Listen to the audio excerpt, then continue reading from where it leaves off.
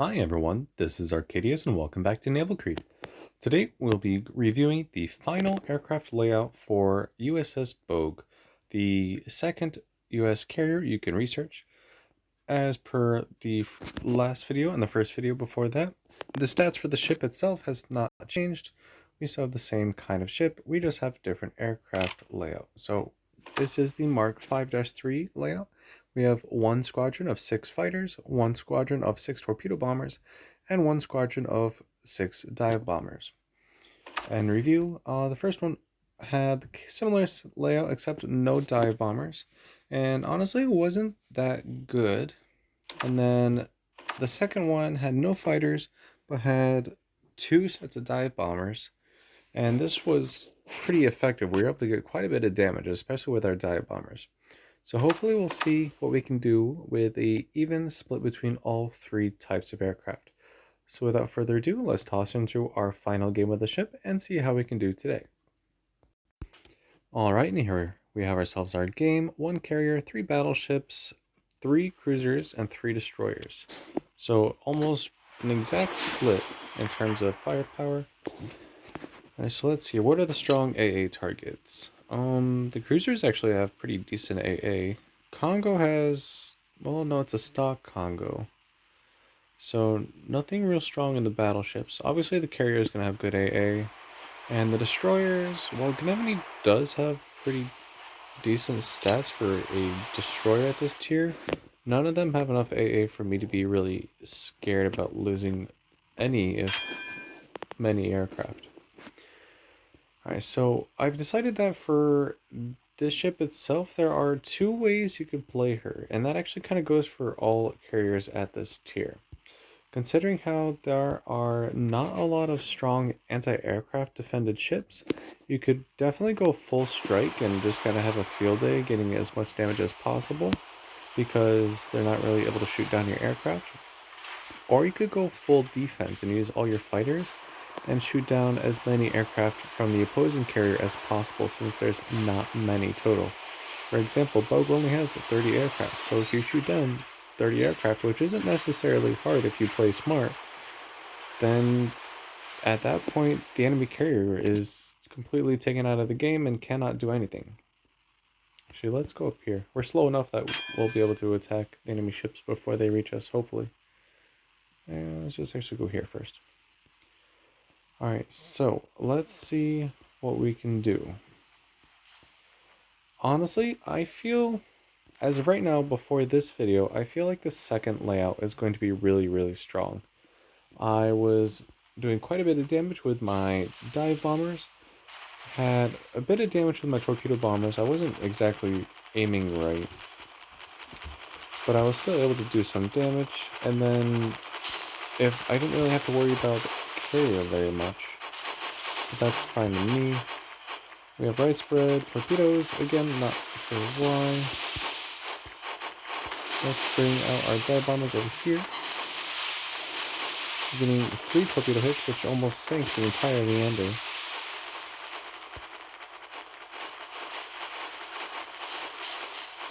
And then we should be able to finish her off with these dive bombs right here. Oh, she was sunk before them. Oh. Alright, fighters. What do my fighters need to do? Oh, it looks like we missed the drop on the Krasny Kafkas. So let's have our fighters over here for the next time they drop. Let's actually move our fighters over here. Krasny Kafkases do have okay-ish AA, but their main thing is that they are able to equip defensive AA, which is not something a lot of ships at this tier are able to do. In fact, I think she might be the only one. Well, besides carriers, obviously. So let's bring our fighters back over here so we can intercept the aircraft before they get to our team. Let's bring our torpedo bombers back out. Looks like we're going to have to come over here. Dive bombers over here. Actually, we can bring our torpedo bombers over here and start working on these battleships. And so we see the carrier.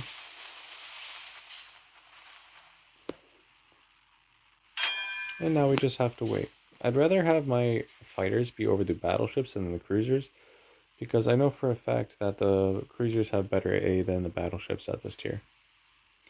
Alright, so let's see how many of these torpedo bombers we can knock down before these fighters get close enough to us.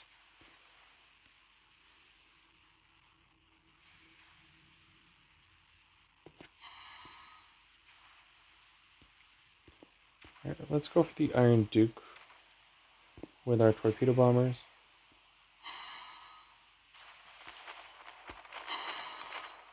Still shooting down quite a few aircraft right now.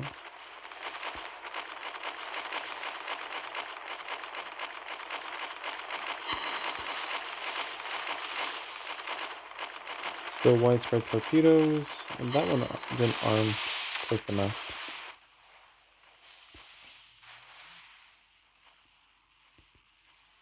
And then our dive bombers. We had good luck dropping Iron Duke yesterday, so maybe we'll have similar effects. Let's see. That wasn't the best drop, but yep. 10,500 damage, and we destroyed a main battery, if you saw that. So we destroyed one of her main turrets. So I'd say that was pretty effective. And these dive bombers are really, really powerful. It makes me actually wonder if they are armor-piercing bombs. Like I said, they don't say in the description of the torpedo or the dive bombers, but with the amount of damages I'm getting and the ability to destroy entire battleship turrets with bombs, makes me think that they are. So that's a really good thing about the ship, because with that second layout with the 2 squadrons of dive bombers, you can get a ton of damage that way. Alright, so I do see that the enemy fighters are out. I don't really want to tangle with them unless I have to. We already shot down 11 out of 30 aircraft for this carrier. We're doing okay on ammo.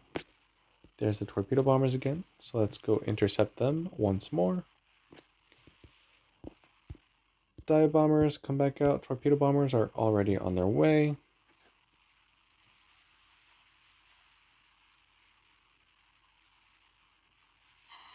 And there we go, just shooting down some more aircraft. However, we are now entangled with the fighters over the battleships. So we'll see what we can do. Let's try and torpedo the Iron Duke again.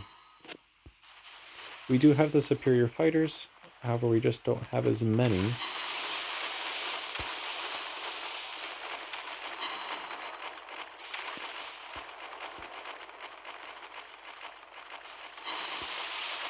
We got 2 torpedo hits this time with a flooding. Our fighters were shot down, but we can bring those back out. We do have spares. And let's see how our dive bombs work this time. 6 bomb hits, 2 fires for 8,000 damage. Man, these dive bombers are so powerful. I don't think we don't have the range for that. Just fine. Alright, we only have 4 fighters left, so these are the rest of our fighters. So once these are gone, we do not have any more. So honestly, if the enemy fighters want to tangle with me, they're going to have to come over here. So let's move our fighters back over here to intercept better.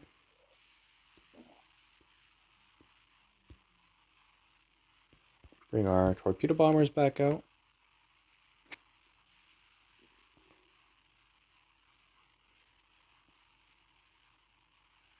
I'm not going to be able to shoot down the torpedo bombers before the fighters interrupt me. So we'll just have to go here.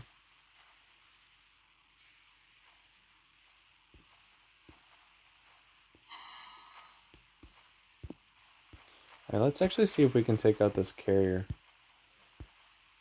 Because I can pretty much sink all the battleships by myself without a problem, as long as I'm not being shot at. And with 1 torpedo and 1 dive bomber strike, I should be able to take her out. Our fighters are going to work over the torpedo bombers on their return, as they are right now. And this torpedo spread is not widespread.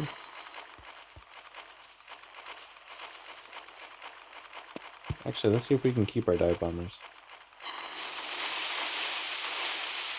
Yep, there we go. Awesome. Alright, so let's see if we can finish off this Iron Duke.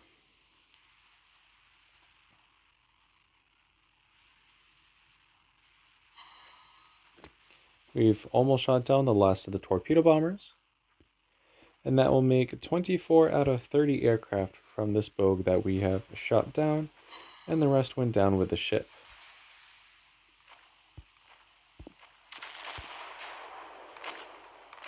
Alright, so let's see what we can do against this Iron Duke. We've been pretty much working on her for a while now. 2 fires, 6 bomb hits, over 7,000 damage. Man, these bombs are so strong. I love it.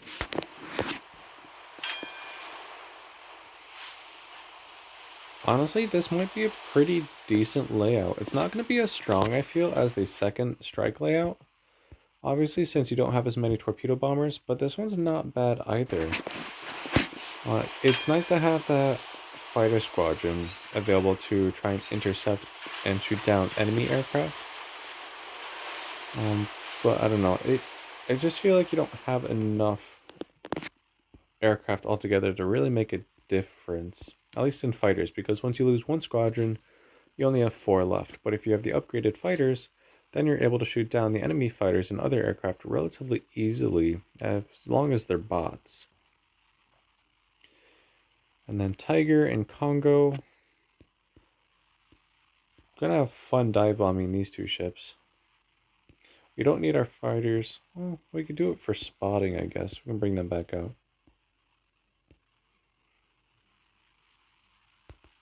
And let's see. Then we can get into the cap. I doubt it, but we can try. Alright, so I'm going to try, let's see here. Congo is the faster of the 2 ships. But she's also the one that's not maneuvering right now.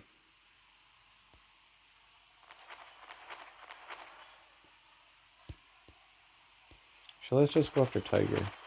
I'm not sure why it's widespread. I really don't know. Against the carrier, it was fine. And that's when I would expected it to be widespread because of the defensive AA consumable. But these are just 2 battle cruisers that don't have defensive AA.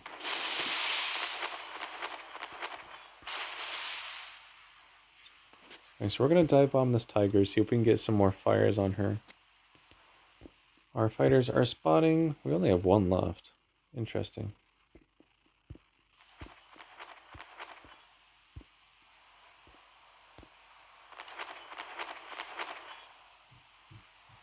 Alright, here we go. 2 fires, 11,000 damage. I'll take that.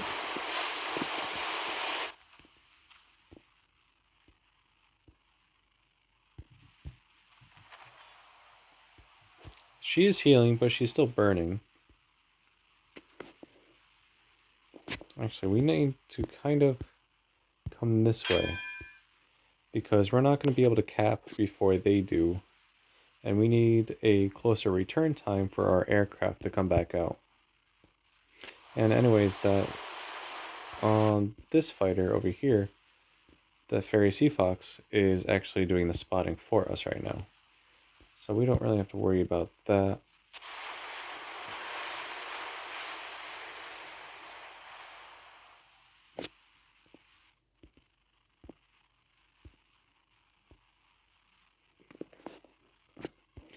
Alright, so I think the fires on the Tiger went out, but she's pretty low.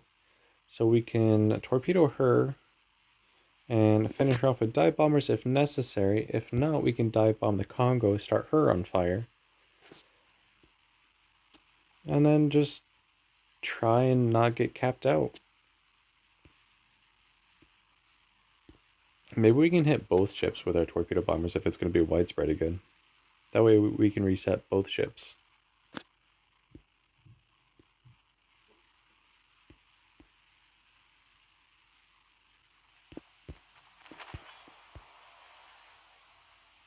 Yeah, I think we can do that.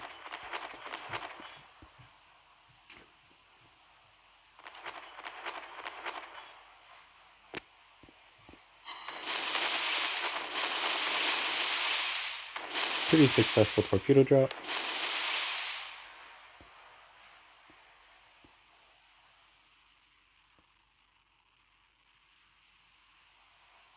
It looks like they both stopped, which is fine with me. Makes them an easier target for my dive bombers.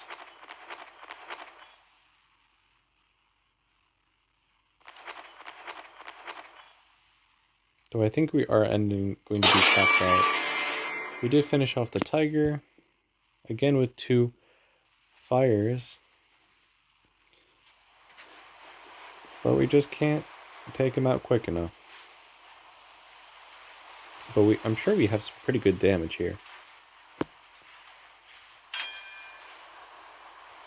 Yeah, 20 seconds to reload our torpedo bombers. I don't think we're going to make it in time.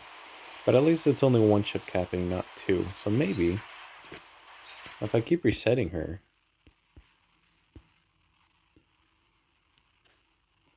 this will come down to be very, very close, I feel.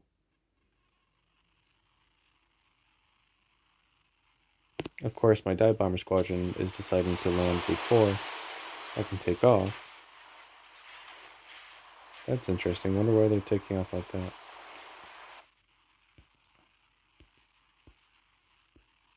Alright, bring our dive bombers back out. We only have a couple spare aircrafts left as well.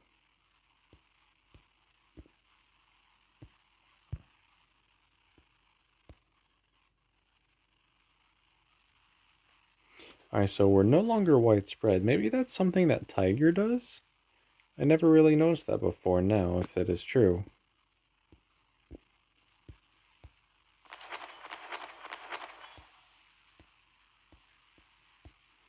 As for torpedo bombers are conducting their strike, those should all be hits and resets. And our dive bomber should be able to finish off the job here.